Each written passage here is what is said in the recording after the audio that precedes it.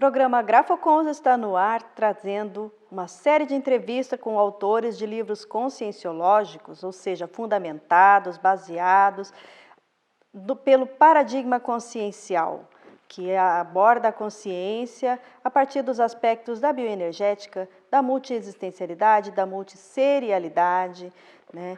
E hoje nós temos um autor, Antônio Fontinelli, deste livro, Decisões Evolutivas. Antônio, seja bem-vindo ao nosso programa. Obrigado. E primeiro eu queria saber de você, qual a motivação, por que esse tema decisões evolutivas, o que significa isso? Tá. Essa palavra decisões evolutivas foi um tema que foi por último colocado no livro, né? Porque sempre o título do livro ele vem depois de tudo isso da parte escrita, mas assim, a origem disso aí tudo nasceu do processo da destofobia, de um diagnóstico que o professor Valdo fez comigo. Falou assim, você tem problema de destofobia. Aí até então nunca tinha ouvido essa palavra, apesar de não ser um neologismo. Aí eu entendi logo imediato que era uma fobia dentro do processo decisório, né? E dali para frente foi tema de minha pesquisa, foi tema do meu livro. Quando fiz o curso de autores, o tema veio à tona e foi dali que eu prossegui. É tanto que o livro tem um crescendo da destofobia até a destofilia, né? E como que essa decidofobia, como que ela caracteriza? Ela caracteriza por medo intenso de você decidir as coisas. Você sempre protela, você sempre, vamos dizer assim, pede tempo para poder decidir. É um medo fóbico, é um medo intenso, né? Agora, a destofobia existe dois estágios. Existe o estágio mais moderado, que talvez seja o meu caso, existe o estágio de sofrimento, onde a pessoa se desespera, entra em pânico, que é um caso mais profundo, onde a pessoa tem que decidir algo no momento. O problema da destofobia é o tempo. Se você tem um tempo maior para decidir, ainda vai, mas quando o tempo é imediato, não tem tempo, a coisa pega, mesmo para os moderados. Então esse livro ele tem uma abordagem técnica, porque você partiu de um estudo, mas ele também tem experiência pessoal sua. Sim, ele é totalmente. Esse livro, na verdade, ele não é autobiográfico, mas ele é um livro que até a Mabel até falou, que foi a prefaciadora, ele falou, Antônio, esse teu livro tem a tua cara. Eu achei interessante, porque tem casuísticas minhas embutidas, né? E tem a questão do que eu já comentei, a questão da destofobia, realmente é um fato. É um processo de crescimento, né, de reciclagem. E as pessoas que têm essa dificuldade, a gente pode chamar assim, né? Uhum. Qual é o perfil, o que caracteriza, né? Quais são os traços de personalidade? Como que você identifica que a pessoa tem essa decidofobia? Tá, ele para se sobreviver, ele precisa muitas vezes ficar numa subalternidade, ou seja, ficar submetido a terceiros, porque já que ele decide e a decisão tem que ser tomada, alguém terá que decidir. Ok. Entendeu? Então há esse vácuo, essa escapada, essa postergação, essa submissão até de você decidir no tempo hábil, de acordo com a necessidade de fora, externa, e muitas vezes você pede auxílio ao outro e submete aos caprichos, muitas vezes, a opinião de terceiros, que não é o ideal. O ideal é você decidir por conta própria, né? Nós trouxemos aqui o autor Luciano Vicenzi para falar de Sim. coragem, e ele fez uma relação entre a coragem com a vontade e com a decisão. Exatamente. Existe essa relação. Eu citei vários momentos aqui o livro dele, que é Coragem. Coragem é um ponto fundamental, coragem e vontade. Inclusive tem um capítulo sobre vontade. Faço até um histórico da vontade. Há muito tempo se estuda vontade na época dos clássicos, e vem dando nome a essa, que é volição, né? Volitio, em latim, e agora a gente tem mais apropriado essa palavra como uma força motriz de cada consciência. Todos nós movemos nossas ações através de uma vontade. Não é uma vontade do querer, daquele verbo em inglês, to wish. É o verbo querer mesmo, é o to want. É você querer e, se possível, já executando. É a parte executiva. É como uma proex. Proex sem vontade, ela não existe. Ela fica só na teoria. E muitas vezes, no máximo, fica na preparação. Mas a preparação sem a execução, sem a consecução, não adianta, não é proex ainda. Então, é uma pseudo-proex, né? Seria correto o raciocínio de que a vontade age até chegar na decisão? Sim, a vontade é uma força motriz para se decidir também. Para se decidir. Decidir também. Aí entra outros componentes, tipo intencionalidade e tal, para ser.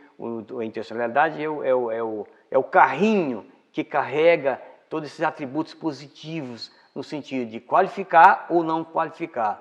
Muitas vezes nós temos uma palavra que, se não tiver uma intencionalidade qualificada, aquela palavra é negativa.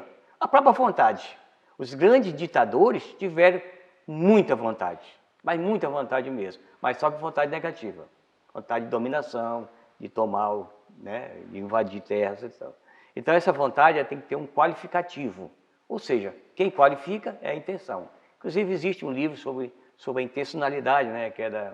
Agora a decisão, se a gente pegar ela, né, em termos macro, você tem pequenas decisões que fazem parte do dia a dia e a gente tem as mega decisões que dirigem ou direcionam a vida da gente para sentidos e rumos diferentes, né? Esse peso e essa medida aí, como é que a gente faz? Ela, em termos de decisão, é a mesma coisa? Olha, é a mesma coisa, só muda a intensidade. Muda a intensidade. A intensidade, a decisão grande, ela precisa das pequenas, porque é um somatório. Perfeito. Por exemplo, você vai decidir fazer uma viagem, você tem que tomar diversas decisões, arrumar mala, arrumar dinheiro, saber para onde vai, saber que hotéis vai ficar, saber o que você vai fazer naquela viagem, né? Então, tudo isso aí são um somatório de micro decisões que faz o fortalecimento dessa decisão maior, dessa decisão macro. Agora, o importante em todo esse processo decisório é a questão da decisão no foco da evolutividade, no foco da, vamos dizer assim, do que nós chamamos de conscienciologia, que é a ciência que estuda a consciência, né? Ou seja, a ciência das consciências, né? Ou ciência das ciências, né? Que é onde tem o ser humano. Que é a evolução, que é a Por evolução isso, já partindo de um pressuposto de que vão ter várias vidas. Porque decisão também é uma palavra neutra, ela assume os dois lados. Tem gente que toma decisão para fazer besteira, fazer o mal, né? E às vezes coadjuvado por consciências totalmente negativas. Nós a chamamos de assediadores. Mas tem decisões positivas. É esta que eu faço questão de frisar nesse livro. Daí a razão da palavra, do título, das decisões evolutivas, inclusive no plural, para incluir, porque não é uma decisão só, são diversas decisões que confluem para a questão da evolutividade. Agora, você mostrou aí a capa, você colocou uma série de setas. Isso. Isso tem um significado. Tem um significado. É o seguinte, essa seta maior, essa amarela aqui, é aquela pessoa que, ao estar caminhando numa esteira rolante, aquela esteira automática, que tem seu percurso próprio, natural, e essas pessoas ficam aquelas que ficam ao lado direito, pelo menos nas grandes metrópoles assim, para que as pessoas passem e vão para frente. Não é aquelas pessoas pisoteando os que ficam. Excelente. As pessoas ficam no seu local, tudo bem, não quer andar na esteira, está tudo certo. Fica lá quietinho, às vezes está cansado e tal. E quem está mais apressado, quer chegar mais cedo no topo daquela escada, daquele artefato, né, de suma importância, e bem evoluído para o nosso meio, né? É essa pessoa aqui que chega primeiro lá. É a pessoa que está com foco na evolução. Isso aqui é uma metáfora, tem a pessoa que chega mais rápido, mas tem as pessoas que chegam, mas o problema é o tempo. Eu achei que eram várias decisões que a pessoa precisa tomar. Também pode ser levado em conta também. Provavelmente essas pessoas em azul são decisões mais, vamos dizer assim, pequenas, pensam menores. E essa maior é a pessoa que pensa maior, que no caso, esse pensar maior está confluindo para o processo da evolução da consciência. Não é a evolução darwiniana, que apesar de ter ajudado também, né, nas espécies, mas estou falando aqui de evolução da consciência, aquela que você galga vamos dizer assim, patamares maiores dentro da escala evolutiva da consciência. O que é essa escala evolutiva da consciência? É a escala que nós temos aqui, que sai da consciência, com uma consciência bem evoluída, né?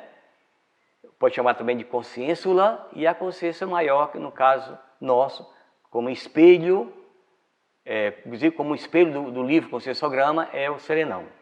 Certo? Ok. Então agora nós vamos abrir um pequeno intervalo e retornaremos falando mais sobre decisões evolutivas com o autor Antônio Fontinelli.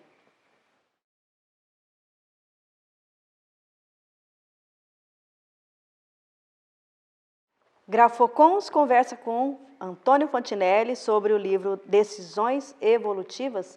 E, Antônio, como que você fez para estruturar em termos de pesquisa, como foram as fontes de dados para você compor este livro? Bom, as fontes de dados, não precisa nem sair aqui do CAEC, né? Estão todas no Holocico. As minhas fontes de dados foi os 700 experimentos, o livro, por exemplo, do que nós falamos agora, Coragem, né, para evoluir, que é o do Vicenza, e teve muitos livros. Eu também vi muitos livros dentro do processo administrativo, onde se fala de decisões, eu fui lá, para poder ter uma base, para não ficar muito preso aos enfoques apenas conscienciológicos, mas que tivesse mais uma abrangência sobre essa temática. E teve desdobramentos, inclusive, né? Você apresentou verbetes para a Enciclopédia da Conscienciologia. Sim, eu apresentei 7 verbetes oriundos dos capítulos, alguns capítulos, eu escolhi alguns capítulos para servir de verbetes. Inclusive um eu defendi, que Agora, Antônio, qual é a relação que você faz entre a decisão e a execução da PROEX, que é a Programação Existencial? É muito grande. A PROEX, sem decisão, ela não existe. Até porque a PROEX, que eu me refiro, é uma PROEX pragmática. É a execução, é a consecução da PROEX, né? Porque quando ela está ainda na parte teórica, na parte de preparação, ainda não é a PROEX em si que eu considero. Mas assim, decisão está em tudo, né? Está em tudo. Desde o momento que você acorda até o momento que você vai dormir, e as decisões são constantes na vida de qualquer cidadão. Por mais passivo que ele seja, ele tem que tomar algumas decisões. Por mínimas que sejam, ele precisa tomar algumas decisões. Certo? O ideal seria decisões, vamos dizer assim, mais no pensar maior, no pensar grande, uma coisa mais progressista, uma coisa mais evolutiva, né? Agora você comentou aqui no intervalo sobre um mapa que você colocou na contracapa. Conta essa história pra gente. Tá bom, tá bom. Primeiro tem o mapa do Brasil e essas localidades que tem referenciado com a delimitação do mapa e alguns pontos fulcrais de cada local. Por exemplo, aqui no Ceará tem a cidadezinha onde eu nasci, que é uma cidadezinha pequena que, para você olhar no mapa, você precisa colocar uma lupa. Mas é lá, é a realidade, eu estou sendo autêntico comigo mesmo, né? E aqui lá embaixo tem o do CAEC, que é na verdade, o estado do Paraná, que tem o CAEC representado. E aqui é o estado do Acre, onde tem o Palácio do Governo, que parece, não é mais nem Palácio do Governo, é mais um museu histórico da cidade, mas para todos representa ainda o palácio, ou o antigo palácio. Isso, né? Tem relação com a sua trajetória de vida? Tem, sim, com a minha PROEX. Aqui a gente está falando de PROEX, tem PROEX. E aqui onde se tomou diversas decisões. Por exemplo, eu morava no Ceará, fiz a minha faculdade de engenharia, a primeira faculdade, e me preparei para concurso, eu acabei passando e não querendo assumir, e fui para o Acre. Então é uma decisão relativamente macro, né? Séria, né? Grande. Inclusive eu deixei até o que estava certo para o incerto, mas eu queria ter essa ousadia de sair de meu estado e conhecer como dizem os portugueses, novos sítios, né? E daí conheci. E quando eu conheci as questões da Conscienciologia em Rio Branco, que é a capital do estado do Acre, eu vim para Foz do Iguaçu. Então completou o triângulo, que é quase um triângulo equilátero. Ou seja, quase os 3 lados são iguais, por pouco não é igual.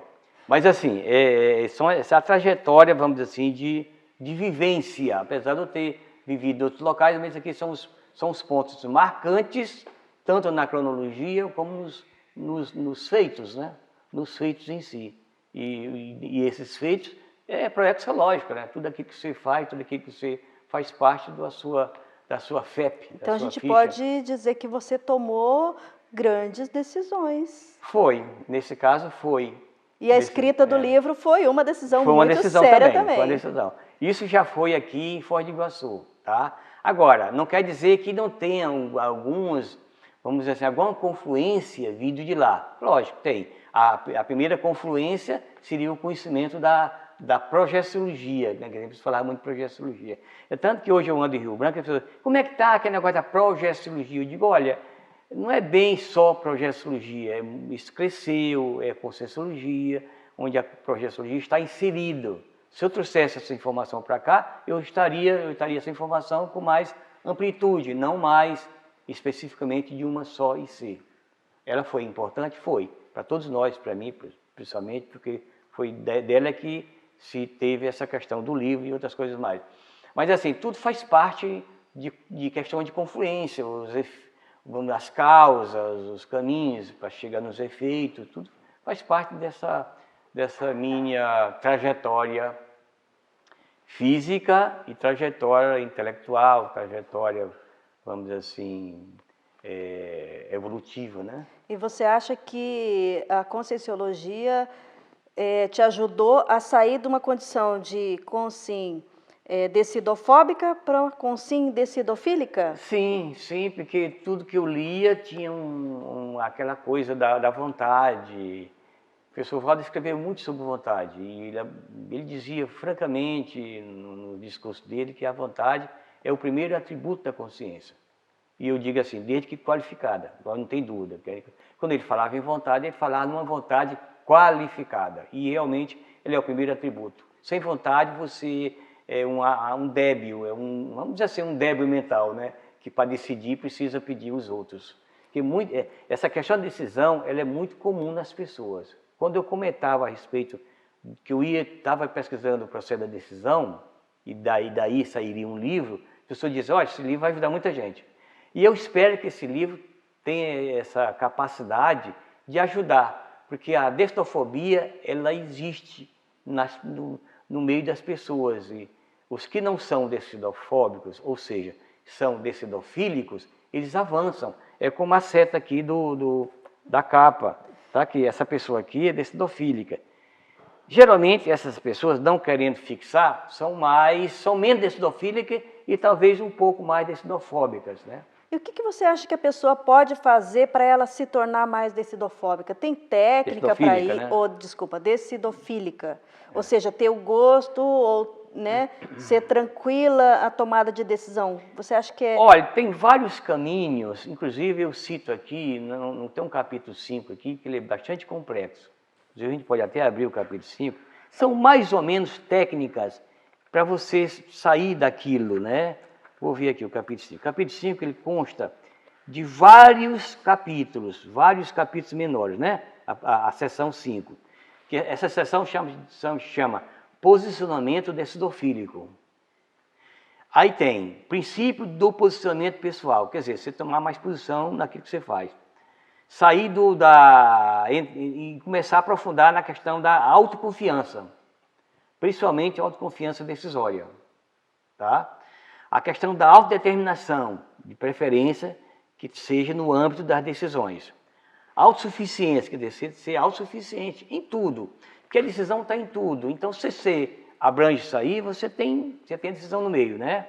O enfrentamento decisor, autorreflexão pró-decisora, o rebate que eu defini ontem, otimismo decisor, e no final tem a técnica ratificadora decisora, é uma técnica que você se prepara e a decisão ocorre. Porque quando você faz uma previsão bem feita, numa decisão que você vai tomar, ela tem 90% de dar certo. Ou seja, não é só a decisão, existe também um planejamento nisso. Existe um planejamento. Existe planejamento. Tudo existe planejamento, né? Tudo existe as estratégias de planejar, de se trabalhar. É o famoso planejamento. Decisão sem planejamento, ela é meia decisão. E outra coisa, quando você tem dificuldade, só para complementar a sua pergunta, você tem dificuldade de decidir, que ainda não tem esse posicionamento, não tem esse autoenfrentamento, estuda o assunto. Porque toda decisão tem um assunto por trás, tem um assunto específico por trás. Você vai decidir o quê? Para fazer uma faculdade? Você vai decidir fazer uma viagem? Então tem N tipos de decisão, N tipos. E cada tipo desse merece um pequeno cotejo, um pequeno estudo. Ou não deu tempo, faz uma pergunta a alguém, olha, você que é bom nesse assunto e eu preciso entrar nessa, o que você pode me dizer? Vou fazer isso. Você pode me adiantar alguma coisa? Me ajuda. Fazer uma lista de prós e contras é uma Exatamente. técnica, né? É a famosa lista. Você pega um papel em branco, faz uma linha vertical e põe na primeira, lá de cá, você põe prós e na segunda põe contras. Essa lista serve para um bocado de coisa, né? Inclusive para tirar foto, faz, etc, etc. E você analisa, ó, tem isso. O que pesar mais, está valendo. E às vezes você perguntando a alguém, essa pessoa vai lhe dar uma ajuda. Ó, não faz isso, mas quer fazer isso aqui? Faz por isso aqui. Faz por esse caminho, o caminho mais curto. Entre A e B é o caminho mais curto. Que muitas vezes as pessoas fazem, é aquela expressão bem surrada. Todos os caminhos levam a Roma. Isso. Pô, o que você acha de pegar um caminho em linha reta? Ao modo do avião, você decola de São Paulo e pega uma retona e você vai pousar lá em Roma. Aqui é a linha reta que é a mais curta. Fazer muitas voltas, todo mundo faz as coisas fazendo muitas voltas. Mas o econômico é você fazer em mais curto possível de tempo, com mais lucratividade, com mais vantagem. Agora com menos sofrimento, né? E o que seria, então, uma decisão cosmoética? Tá. Cosmoética é uma expressão que nós usamos, que é uma ética mais ampla do que a ética convencional. A ética convencional é aquela que do nosso dia a dia.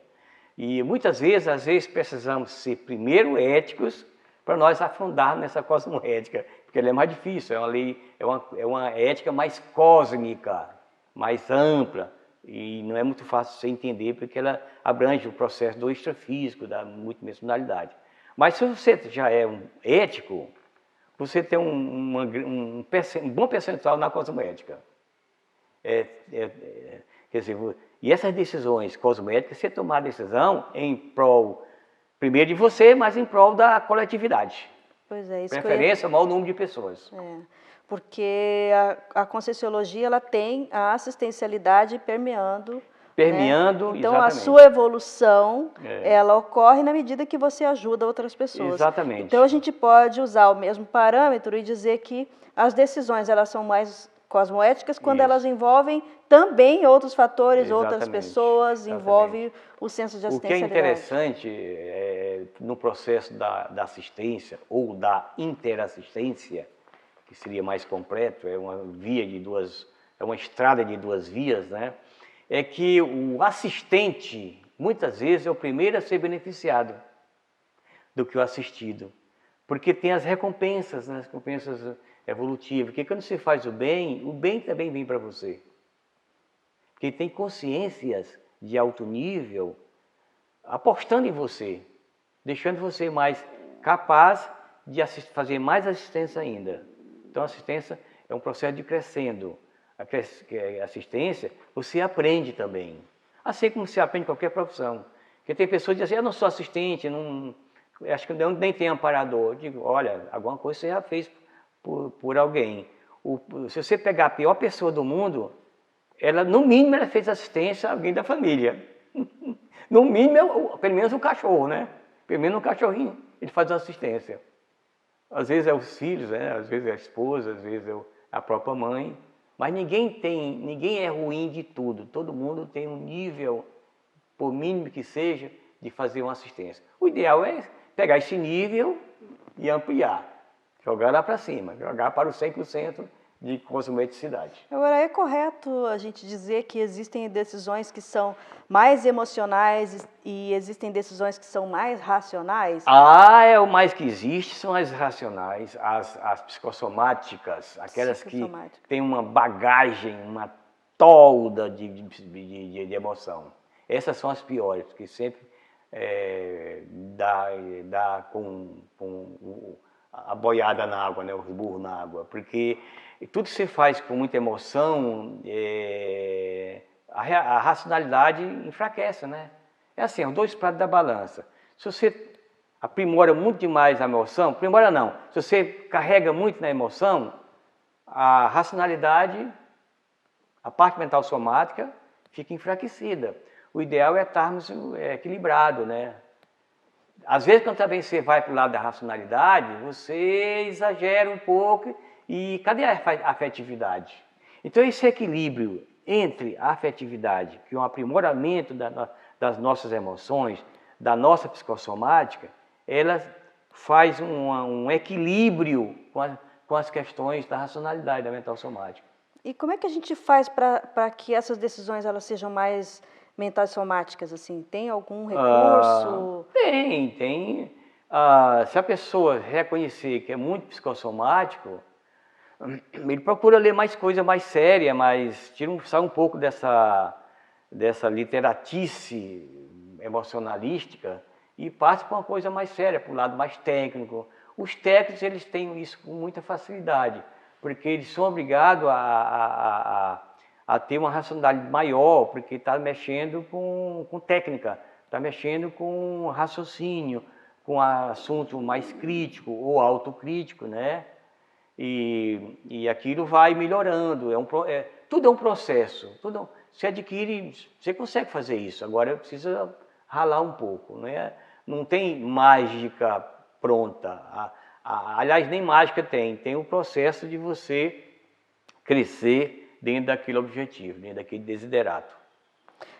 O que você deixaria assim de mensagem? O que seria assim a síntese em poucas palavras de decisões evolutivas? Primeiro, comprar meu livro, né?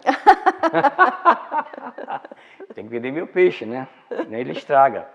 Bom, eu acho que tomar decisões, ele já deu umas dicas aqui.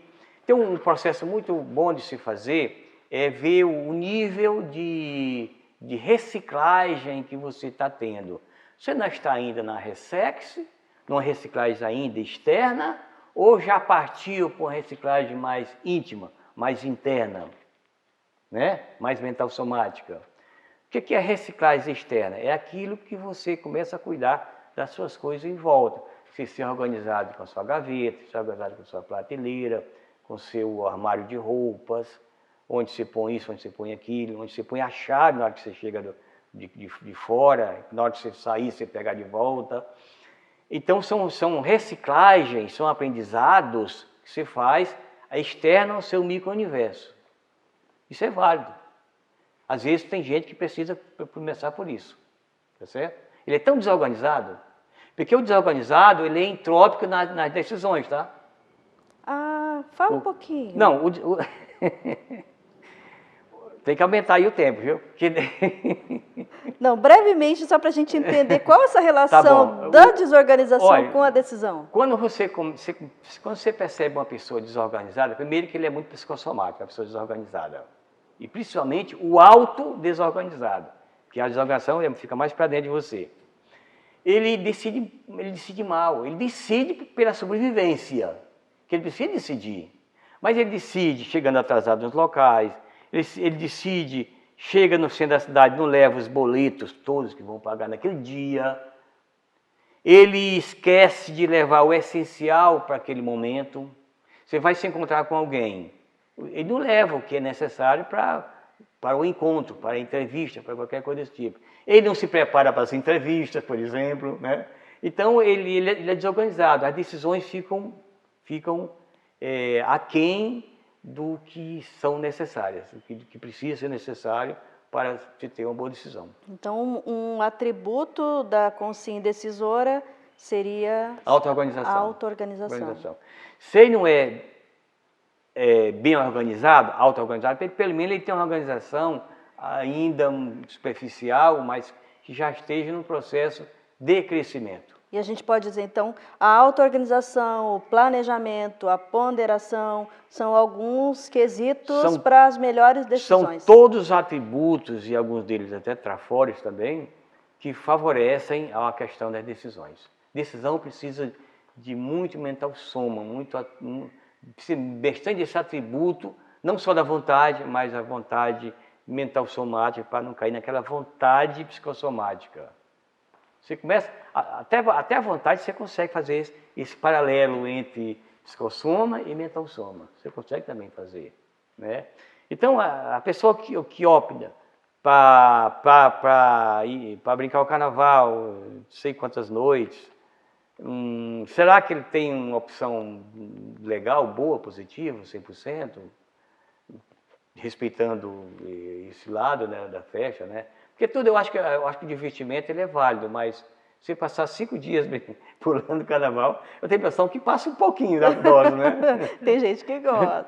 Brinca 2 noites, tá bom, vai para casa. Agora, então brinca o pedaço da noite, vai para casa mais cedo. Antônio, então eu tenho que tomar uma decisão difícil agora, mas, que é assim, encerrar o programa. Respeito, com toda a flexibilidade no tocante às decisões dos outros, né? Então tem que respeitar as decisões dos outros. Então, atendendo aqui ao nosso tempo, eu vou ter que tomar a decisão não é fácil, né? de encerrar por hoje. Nós agradecemos então a sua participação. Antônio Fontinelli falando sobre decisões evolutivas no Grafocons de hoje. A gente espera que você acompanhe aí as próximas edições, os futuros autores, novos autores aqui, programa Grafocons. Obrigado a todos.